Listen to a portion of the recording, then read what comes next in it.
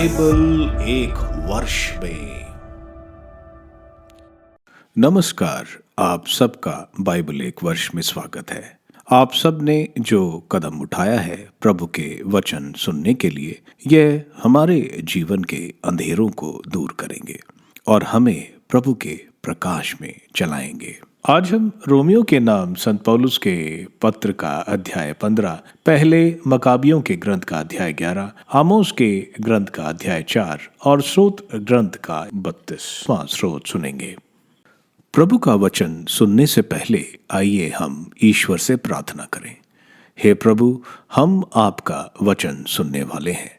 हमारे मन की आंखें खोलें और हमें आध्यात्मिक प्रज्ञा दें ताकि हम आपको जान सकें और आपके वचन के अनुसार अपना जीवन जिएं। यह हम मांगते हैं आपसे प्रभु यीशु के नाम, आमीन। रोमियो के नाम संत पौलुस का पत्र अध्याय 15। हम लोगों को जो समर्थ हैं अपनी सुख सुविधा का नहीं बल्कि दुर्बलों की कमजोरियों का ध्यान रखना चाहिए। हम में प्रत्येक को अपने पड़ोसी के भलाई तथा चरित्र निर्माण के लिए उसे प्रसन्न करने का ध्यान रखना चाहिए। मसीह ने भी अपने सुख का ध्यान नहीं रखा, जैसा कि लिखा है, तेरी निंदा करने वालों ने मेरी निंदा की है। धर्म ग्रंथ में जो कुछ पहले लिखा था वह हमारी शिक्षा के लिए लिखा गया है, जिससे हमें उससे धैर्य तथा सांत्वना मिलती रहे और इस प्रकार हम अपनी आशा बनाए रख सकें। ईश्वर ही धैर्य तथा सांत्वना का स्रोत है। वह आप लोगों को यह वरदान दे कि आप मसीह की शिक्षा के अनुसार आपस में मेल मिलाप बनाए रखें, जिससे आप लोग एक चित्त होकर एक स्वर से हमारे लिए प्रभु ईसा मसीह के ईश्वर तथा पिता की स्तुति करते रहें। जिस प्रकार मसीह ने हमें ईश्वर की महिमा के लिए अपनाया, उसी प्रकार आप एक दूसरे को पात्र भाव से अपनाएं। मैं ये कहना चाहता हूँ कि मसीह यहूदियों के सेवक इसलिए बने कि वह पूर्वजों को दी गई प्रतिज्ञाएं पूरी कर ईश्वर की सत्य प्रतिज्ञता प्रमाणित करें, और इसलिए भी कि गैर यहूदी ईश्वर की दया प्राप्त कर उसकी स्तुति करें, जैसा कि धर्म ग्रंथ में लिखा है। इस कारण मैं गैर यहूदियों के बीच तेरी स्तुति करूंगा और तेरे नाम की महिमा का गीत गाऊंगा। धर्म ग्रंथ यह भी कहता है, गैर यहूदियों ईश्वर की प्रजा के साथ आनंद मनाओ, और फिर यह सभी राष्ट्रों प्रभु की स्तुति करो, सभी जातियों प्रभु की स्तुति करें। और ईसाइयाह भी ये कहते हैं, यसे का वंशज प्रकट हो जाएगा, वह गैर यहूदियों का शासन करने के लिए उठ खड़ा होगा और गैर यहूदी उस पर भरोसा रखें। आशा का स्रोत ईश्वर आप लोगों को विश्वास द्वारा प्रचुर आनंद और शांति प्रदान करे, जिससे पवित्र आत्मा के सामर्थ्य से आप लोगों की आशा परिपूर्ण हो। पौलुस की धर्म सेवा। भाइयों, मुझे दृढ़ विश्वास है कि आप लोग सद्भाव और हर प्रकार के ज्ञान से परिपूर्ण होकर एक दूसरे को सत्य परामर्श देने योग्य हैं। फिर भी कुछ बातों का स्मरण दिलाने के लिए मैंने आपको निसंकोच होकर लिखा है, क्योंकि ईश्वर ने मुझे गैर यहूदियों के बीच ईसा मसीह का सेवक तथा ईश्वर के सुसमाचार को पुरोहित होने का वरदान दिया है, जिससे गैर यहूदी पवित्र आत्मा द्वारा पवित्र किए जाने के बाद ईश्वर को अर्पित और सुग्रस्त हो जाए। इसलिए मैं ईसा मसीह द्वारा ईश्वर की सेवा पर गौरव कर सकता हूँ। मैं केवल उन बातों की चर्चा करने का साहस करूंगा जिन्हें मसीह ने गैर यहूदियों को विश्वास के अधीन करने के लिए मेरे द्वारा वचन और कर्म से, शक्तिशाली चिन्हों और चमत्कारों से और आत्मा के सामर्थ्य से संपन्न किया है। मैंने यरूशलेम और उसके आसपास के प्रदेश से लेकर एलिकुरम तक मसीह के सुसमाचार का कार्य पूरा किया है। इससे मैंने एक बात का पूरा ध्यान रखा, मैंने कभी वहां सुसमाचार का प्रचार नहीं किया जहां मसीह का नाम सुनाया जा चुका था, क्योंकि मैं दूसरे द्वारा डाली हुई नींव पर निर्माण करना नहीं चाहता था, बल्कि धर्म ग्रंथ का यह कथन पूरा करना चाहता था, जिन्हें कभी उसका संदेश नहीं मिला था वह उसके दर्शन करेंगे और जिन्होंने कभी उसके विषय में नहीं सुना वे समझेंगे। पौलुस का भावी योजना। यही कारण है कि अब तक आप लोगों के यहाँ मेरे आगमन में बराबर बांधा पड़ी है। अब तो इधर के प्रांतों में मेरा कोई कार्यक्षेत्र नहीं रहा और मैं कई वर्षों से चाह रहा हूँ कि स्पेन जाते समय आप लोगों के यहाँ आऊं। मुझे आशा है कि मैं उस यात्रा में आप लोगों के दर्शन करूंगा और कुछ समय तक आपकी संगति का लाभ उठाने के बाद आप लोगों की सहायता से स्पेन की यात्रा कर सकूंगा। मैं अब संतों की सेवा में यरूशलेम जा रहा हूँ। यरूशलेम में रहने वाली कलीसिया के दरिद्रों की सहायता के लिए मकदूनिया और अखेया के लोगों से ने चंदा एकत्र करने का निश्चय किया है। उनका निश्चय उचित ही है। वास्तव में वे उनके आभारी हैं, क्योंकि यदि गैर यहूदी उनकी आध्यात्मिक संपत्ति के भागी बने तो गैर यहूदियों को अपनी भौतिक संपत्ति से उनकी सेवा करनी चाहिए। यह कार्य समाप्त कर और यह चंदा विधिवत उनके हाथों सौंपने के बाद मैं आप लोगों के यहाँ होकर स्पेन जाऊंगा। मुझे विश्वास है कि जब मैं आपके यहाँ आऊंगा तो मसीह का परिपूर्ण आशीर्वाद लिए आऊंगा। भाइयों, हमारे प्रभु ईसा मसीह और आत्मा के प्रेम के नाम पर मैं आप लोगों से अनुरोध करता हूं कि आप संघर्ष में मेरा साथ देते रहें और मेरे लिए ईश्वर से प्रार्थना करें, जिससे मैं यहूदियों के अविश्वासियों से बचा रहूं और जिस सेवा कार्य के लिए मैं यरूशलेम जा रहा हूं वहां की कलीसिया की सुग्रह हूं और मैं आनंद के साथ आप लोगों के यहाँ पहुंचकर ईश्वर की इच्छा अनुसार आप लोगों के बीच विश्राम कर सकूं। शांति का ईश्वर आप सबके साथ रहे। आमीन। मकाबियों का पहला ग्रंथ अध्याय 11। पेतुमौस और सिकंदर की मृत्यु। मिस्र के राजा ने एक विशाल सेना तैयार की जो समुद्र तट के रेतकणों की तरह असंख्य थी और उसने बहुत सी नावें भी तैयार की। उसने सोचा कि वह धोखे से सिकंदर के राज्य पर अधिकार कर उसे राज्य में मिला ले।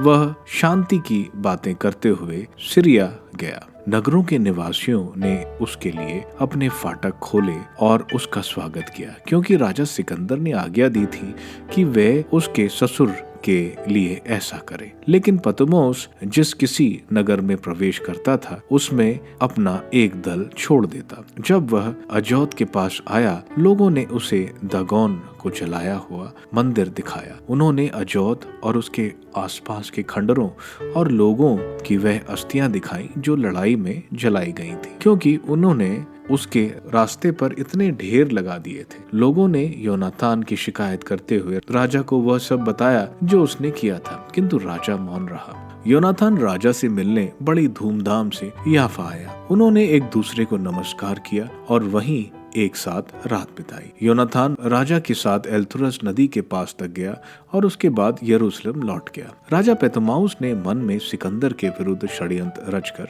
सेल्यूकस तक समुद्र तट के सब नगरों पर अधिकार कर लिया। उसने दूतों द्वारा राजा देमेत्रियस को यह कहला भेजा, आइए हम परस्पर संधि कर लें। मैं अपनी पुत्री आपको दे दूं जो सिकंदर की पत्नी है और अपने पिता के राज्य के राजा बन जाएंगे। मुझे दुख है कि मैंने उसे अपनी पुत्री दी। उसने मेरा वध करना चाहा। उसने सिकंदर पर यह अभियोग लगाया क्योंकि वह उसका राज्य छीनना चाहता था। उसने उससे अपनी पुत्री वापस ले ली और उसे देमेत्रियस को दे दिया। उसने सिकंदर से अपनी मित्रता भंग कर दी और दोनों की शत्रुता स्पष्ट हो गई। पतुमनुस ने अंताकिया में प्रवेश कर एशिया का राजमुकुट अपने सिर पर धारण किया। इस तरह उसने 2 मुकुट धारण कर लिए, एक मिस्र का और दूसरा एशिया का। उन दिनों राजा सिकंदर किलकिया में था, क्योंकि उस प्रदेश के लोगों ने विद्रोह किया था। सिकंदर को जैसे ही यह पता चला वह उसके विरुद्ध लड़ने चला।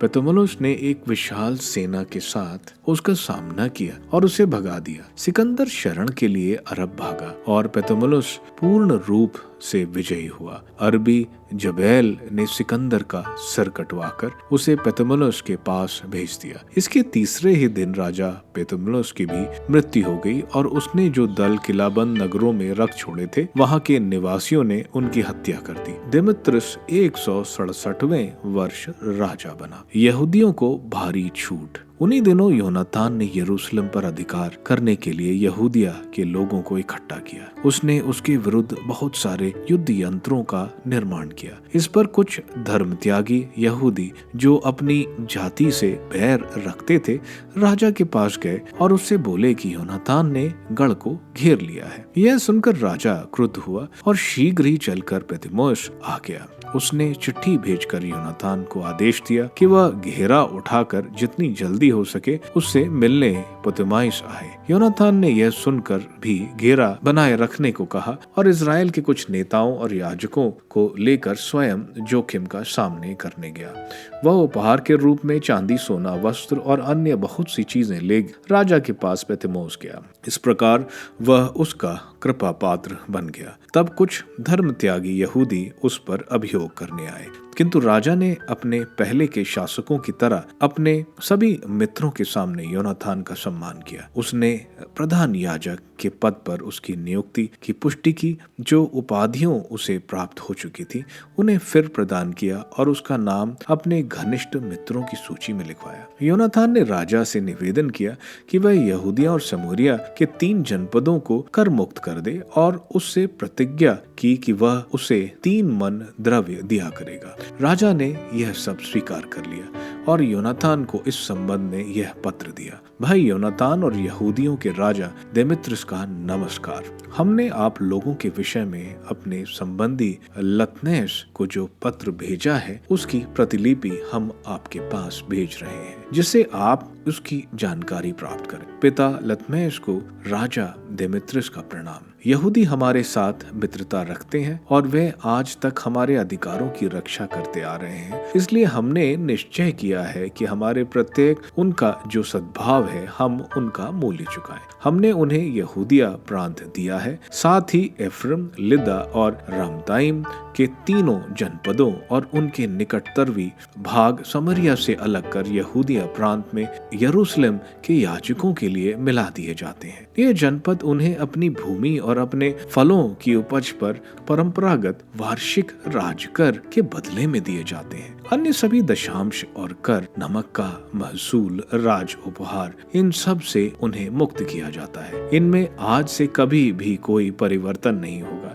इस पत्र की एक प्रतिलिपि तैयार कर योनातान को दे दें, जिससे वह पवित्र पर्वत के किसी सार्वजनिक स्थान पर रखा जाए। देमेत्रियुस को योनातान की सहायता। जब राजा देमेत्रियुस ने देखा कि उसके शासन में अब देश में शांति है और कोई उसका विरोध नहीं कर रहा है, तो उसने उन गैर यहूदियों के सिवा जिन्हें उसने दीपों से लाकर भर्ती किया था, अपनी सारी सेना को सेवा से मुक्त कर सभी को अपने अपने घर जाने को कहा। इससे उसके पूर्वजों के सभी सैनिक उससे बैर करने लगे। जब त्रिफोन ने, जो सिकंदर का पक्षधर रह चुका था, यह देखा कि सभी सैनिक देमेत्रियुस के विरुद्ध भुनभुना रहे हैं, तो वह अरबी एमकुए के पास गया, जो सिकंदर के पुत्र कुमार एंटियोक को दीक्षा दे रहा था। उसने उससे अनुरोध किया कि वह उसे उसके लड़के दे दे, जिससे वह अपने पिता की जगह राजा बने।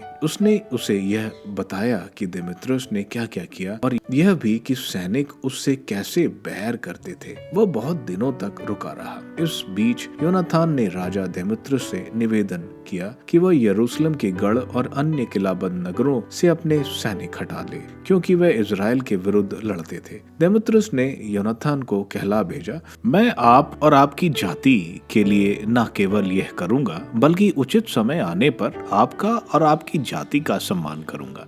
किंतु इस समय आप ऐसे सैनिक भेजें जो मेरी ओर से युद्ध करें, क्योंकि मेरी सारी सेना मेरे विरुद्ध हो गई है। इसलिए योनातान ने 30,000 युद्ध कुशल आदमियों को अंतरिया भेजा। जब वे राजा के पास पहुंचे तो राजा बहुत प्रसन्न हुआ, लेकिन नगर के 1,20,000 पुरुष राजा का वध करने के लिए जमा हो गए। राजा ने अपने महल में शरण ली और नगरवासी गलियों पर अधिकार कर लड़ने लगे। राजा ने यहूदियों को सहायता के लिए बुलाया। वे सब उसके पास आए और पूरे नगर में चारों ओर फैल गए। उन्होंने उसी दिन 1 लाख आदमियों का वध किया। उन्होंने उसी दिन पूरा नगर लूटा और उसमें आग लगा दी। इस प्रकार उन्होंने राजा की रक्षा की। जब नगरवासियों ने देखा नगर पर यहूदियों का अधिकार हो गया और वह जैसा चाहें वैसा कर सकते हैं, तो उनका साहस टूट गया और उन्होंने राजा से दया की याचना की। उन्होंने कहा, अपना दाहिना हाथ बढ़ाकर हमारी सहायता कीजिए। यहूदी हमसे और हमारे नगर से लड़ना बंद करें। उन्होंने अपने शस्त्र डालकर संधि कर ली। राजा और उसके राज्य के सभी लोगों की ओर से यहूदियों का बड़ा सम्मान किया गया और वे लूट से लदकर यरूशलेम लौट गए। जब राजा देमेत्रियस राज सिंहासन पर फिर बैठ गया और देश भर में शांति हो गई, तो उसने अपना वचन भंग कर दिया और योनातान के प्रति उसका रुख बदल गया। उसने उसके किले पर उपकारों का प्रतिदान नहीं दिया और उसे बहुत तंग करने लगा। योनातान द्वारा कुमार अंटियोक को सहायता। इन घटनाओं के बाद त्रिफोन अंटियोक के साथ लौटा, जो अभी बहुत छोटा था। उसने उसे राजा बनाया और उसके सिर पर राजमुकुट पहना दिया। उसके पास वे सभी सैनिक आए जिन्हें देमेत्रियस ने निकाल दिया था और उसके विरुद्ध लड़ने लगे। देमेत्रियस पराजित होकर भाग निकला। त्रिफोन ने हाथियों को अपने अधिकार में किया और अंतिकिया को जीता। तब कुमार एंटियोक ने योनातान को यह लिखा, मैं आपको प्रधान याजकीय पद पर स्थायी करता, चारों जनपदों पर नियुक्त करता और आपको राजा के मित्रों में सम्मानित करता हूँ। उसने उसे खाने पीने के लिए सोने के बर्तन और सोने के पात्र भेजे तथा उसे सोने के पात्रों में पीने, बैगनी वस्त्र पहनने और सोने का बक्सुआ लगाने की अनुमति दी। उसने उसके भाई सिमोन को तीरुस के निसैनी से लेकर मिस्र की सीमा तक के देश का सेनापति नियुक्त किया। इसके बाद योनातान ने चलकर नदी के पार के प्रदेश और उसके नगरों का भ्रमण किया। सीरिया की सारी सेना उसकी सहायता करने आई। वह अश्कलोन आया तो नागरिकों ने उसका सादर स्वागत किया। वह वहां से आगे गाजा तक गया, लेकिन गाजा वासियों ने फाटक नहीं खोले, इसलिए उसने नगर को घेर लिया, उसके आसपास की जगहों को लूटा और उसके बाद उनमें आग लगा दी। गाजा वासियों ने योनातान से प्रार्थना की और उसने उनसे संधि कर ली। उसने उनके कुलीन पुत्रों को बंधक के रूप में ले लिया और उन्हें यरूशलेम भेजा। इसके बाद उसने दमिश्क तक उस क्षेत्र का भ्रमण किया। योनातान ने सुना कि देमेत्रियस के सेनापति एक बड़ी सेना के साथ गलीलिया के देश तक आ गए हैं और उसे अब दस्त करना चाहते हैं। वह अपने भाई सिमोन को अपने देश में छोड़कर उनका सामना करने चला। सिमोन ने बेतसूर के पास पड़ाव डाला था। वो बहुत दिनों तक उसके साथ लड़ता रहा और उसे घेर लिया। अंत में वहां के निवासी उसकी अधीनता स्वीकार करने को तैयार हो गए और उसने उनसे संधि कर ली। उसने उन्हें नगर से निकालकर उस पर अधिकार कर लिया और उससे एक रक्षक सेना को छोड़ दिया। योनातान अपनी सेना के साथ गन्सरेत सागर के किनारे पड़ाव डालने के बाद मुंह अंधेरे हसोर के मैदान में पहुंचा। तभी गैर यहूदियों की सेना उन्हें मैदान में दिखाई पड़ी। उन्होंने पहाड़ी की ओट में कुछ सैनिक घात में बिठा रखे थे। जब योनातान ने सेना का सामना किया तो जो घात में बैठे थे वे निकल पड़े और उस पर आक्रमण करने लगे। योनातान के सभी सैनिक भाग खड़े हुए। अबसलोम के पुत्र मथाया और खल्फी के पुत्र यूदा के सिवा जो सेनापति थे उनमें एक भी पीछे नहीं रहा। योनातान ने अपने वस्त्र फाड़ दिए, सिर पर राख डाल ली और प्रार्थना की। इसके बाद वह लड़ाई में कूद पड़ा। शत्रु पीछे हटने और भागने लगे। जब उसके आदमियों ने जो भाग रहे थे वह देखा तो वे फिर उसके पास लौट आए और शत्रुओं को कदेश के उनके पड़ाव तक खदेड़ ले गए। उन्होंने वहां पड़ाव डाला। उस दिन लगभग 3000 गैर यहूदी सैनिक मारे गए। इसके बाद योनातान यरूशलेम लौट आया। आमोस का ग्रंथ अध्याय 4 दूसरा प्रवचन। समारी स्त्रियों और इज़राइल के पापों के विरुद्ध। समरिया पर्वत पर रहने वाली बाशान की गायें, तुम जो गरीबों को सताती हो और हीनों को दबाती हो, तुम जो अपने पतियों से कहती हो हमारे लिए पीने का प्रबंध करो। प्रभु ईश्वर अपनी ही पवित्रता की शपथ से कहता है, तुम्हारे ऐसे दिन आ रहे हैं कि वे तुमको पकड़कर कांटों से घसीट ले जाएंगे। सब के सब बंसियों से फंसी मछलियों की तरह ले जाई जाएंगी। वे तुमको गिरी हुई दीवारों की दरारों से होकर सीधे बाहर निकालकर हरमोन की ओर ले जाएंगी। यह प्रभु की वाणी है। बेतल जाकर पाप करो, गिलगाल जाकर पाप पर पाप करो। प्रतिदिन प्रातः अपनी बलियां चढ़ाओ और तीसरे दिन अपना दशांश ले आओ। धन्यवाद बलि के लिए खमीरी रोटी चढ़ाओ। अपनी इच्छा से चढ़ाई गई बलियों पर डींग हाँको। यह तुम्हें पसंद है ना इज़राइल के लोगों? यह प्रभु की वाणी है। मैंने ही तुम्हारे नगरों में अकाल भेजा था और तुम्हारे सब कस्बों में तुमको भूखा छोड़ा था, फिर भी तुम मेरे पास नहीं लौटे। यह प्रभु की वाणी है। गेहूं अंकुरित हुआ ही था, मैंने वर्षा बंद की थी। मैंने एक नगर पर पानी बरसाया और दूसरे को उससे अछूता रखा। एक खेत पर वर्षा की और दूसरे को वर्षा न मिलने के कारण सूखने दिया। 2-3 नगरों के लोग पीने के पानी की खोज में पड़ोस के नगरों में घूमते थे, किंतु प्यासे ही रह गए, फिर भी तुम मेरे पास नहीं लौटे। यह प्रभु की वाणी है। मैंने तुमको पाले और गिरुए से मारा और तुम्हारे बाग बगीचों को उजाड़ दिया। टिड्डियों ने अंगूर और जैतून के वृक्ष चाट डाले, फिर भी तुम मेरे पास नहीं लौटे। यह प्रभु की वाणी है। मैंने तुम पर मिस्र की तरह महामारी भेजी। मैंने तुम्हारे नवयुवकों को तलवार के घाट उतरवा दिया। तुम्हारे घोड़े लुट गए। तुम्हारी छावनी में मृतकों के पड़े रहने से सांडा यद तुम्हारी नाकों में भर गई, फिर भी तुम मेरे पास नहीं लौटे। यह प्रभु की वाणी है। जिस प्रकार ईश्वर ने सोदोम और गोमरा का सर्वनाश किया था, उसी प्रकार मैंने तुम पर विपत्ति भेजी है। तुम आग में से निकाली हुई लुआठी जैसी बन गए थे, फिर भी तुम मेरे पास नहीं लौटे। यह प्रभु की वाणी है। इज़राइल, इसलिए मैं तुम्हारे साथ ऐसा व्यवहार करूंगा,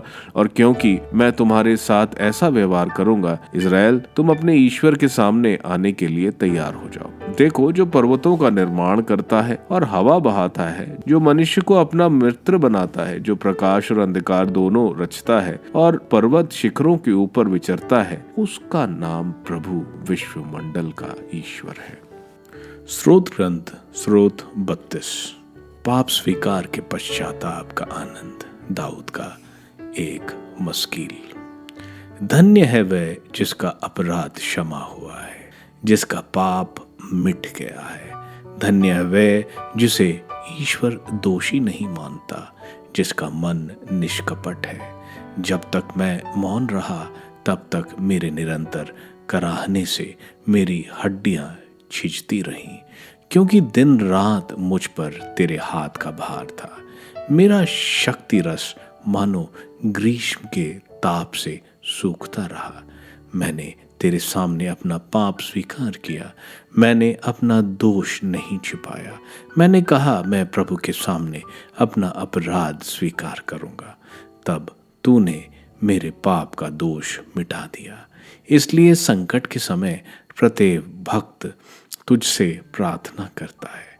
बाढ़ कितनी ऊंची क्यों ना उठे, किंतु जलधारा उसे नहीं छू पाएगी। प्रभु, तू मेरा आश्रय है। तू संकट से मेरा उद्धार करता और मुझे शांति के गीत गाने देता है।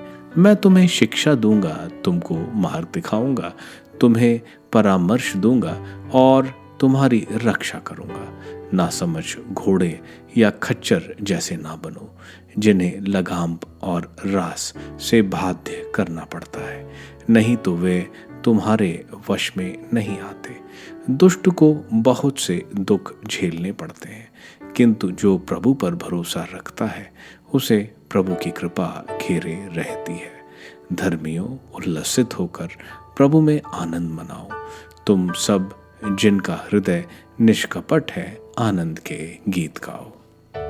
रोमियो के नाम संत पौलुस के पत्र के अध्याय 15 में संत पौलुस अपने आप को कट्टर क्रिस्ती मान रहे हैं, जो मूसा की संहिता से मुक्त हो गए हैं। संत पौलुस बोल रहे हैं, जो लोग में कमजोरी खान पान की वजह से है, उससे एक दूसरे की मदद करो। जैसे प्रभु यीशु ने पिता परमेश्वर की इच्छा के अनुसार पूरी दुनिया की भलाई के लिए मौत को गले लगाया, इसी तरह जो शक्तिशाली है वह अपना घमंड छोड़े और कमजोरों की मदद करे। पुराना विधान और नया विधान दोनों क्रिस्तियों को मार्ग दिखाता है। पुराने और नए विधान के एकता हमें मुक्ति की तरफ ले जाता है। प्रभु यीशु इज़राइल के लोगों के बीच आए जैसे ईश्वर ने वादा किया था। यहूदी पूर्वजों को संत पौलुस विधि विवरण ग्रंथ, स्रोत ग्रंथ और यशायाह के ग्रंथ से बता रहे हैं कि ग्रंथों में लिखा है कि यह ईश्वर की योजना है कि अन्य जातियों को भी ईश्वर के परिवार में शामिल किया जाए। संत पौलुस अपने प्रीचिंग को पूर्णतः ही समझते हैं। एडी 50 तक संत पौलुस ने यूडिया से इल्क्रियम तक सुसमाचार का प्रचार किया। संत पौलुस रोम जाना चाहते थे, लेकिन वे यरूशलेम में कैद हो गए और रोमन सैनिक उनको रोम लेकर आते हैं, जो हमने प्रेरित चरित्र में देखा था। मकाबियों के पहले ग्रंथ के अध्याय 11 में अलेक्जेंडर की मृत्यु के बाद हम देखते हैं यूनाथन डेमेट्रियस की मदद करता है, लेकिन आगे डेमेट्रियस अपना वादे से मुकर जाता है। आगे यूनाथन डेमेट्रियस के खिलाफ लड़ाई में हारने की स्थिति में होने के बावजूद जब उसकी सेना उसको छोड़कर चली जाती है, हम देखते हैं यूनाथन ईश्वर से प्रार्थना करता है और हारी हुई जंग को जीत में बदल देता है। आमोस के ग्रंथ के अध्याय 4 में ईश्वर समरिया की औरतों को बाशान की गायों के समान बोल रहे हैं, क्योंकि वे किसी की चिंता नहीं करती, सिर्फ अपनी चिंता करती हैं और भोग विलास में रहती हैं। ईश्वर कह रहे हैं कि वे हुक इनको होंठों पर लगाकर इनको लाइन से असीरिया ले जाएंगे। ये इसके बाद भी घृणित पूजा करते थे, जिसकी वजह से ईश्वर ने उन पर अकाल, टिड्डियों का आक्रमण और युद्ध आदि इन पर भेजा, लेकिन फिर भी ये ईश्वर की तरफ नहीं मुड़े। इसलिए ईश्वर बोल रहे हैं कि अब इज़राइल पर शिक्षा का समय आ गया है। स्रोत ग्रंथ के 32वें स्रोत में स्रोतकार बोल रहा है कि धन्य है वे जिसके पाप माफ किए जाते हैं, जिसके पाप भुला दिए जाते हैं और जिसके पाप ईश्वर के अकाउंट में ही नहीं लिखे जाते हैं। आप सबको धन्यवाद ईश्वर के वचन सुनने के लिए। मैं आपसे विनती करता हूं कि आप बाइबल एक वर्ष में को दूसरों के साथ शेयर करें, क्योंकि प्रभु का वचन स्वयं प्रभु यीशु है। प्रभु को दूसरों को देने वालों को प्रभु की आशीष जरूर मिलेगी। मैं आप सबका बड़ी बेसब्री से कल इंतजार करूंगा। धन्यवाद।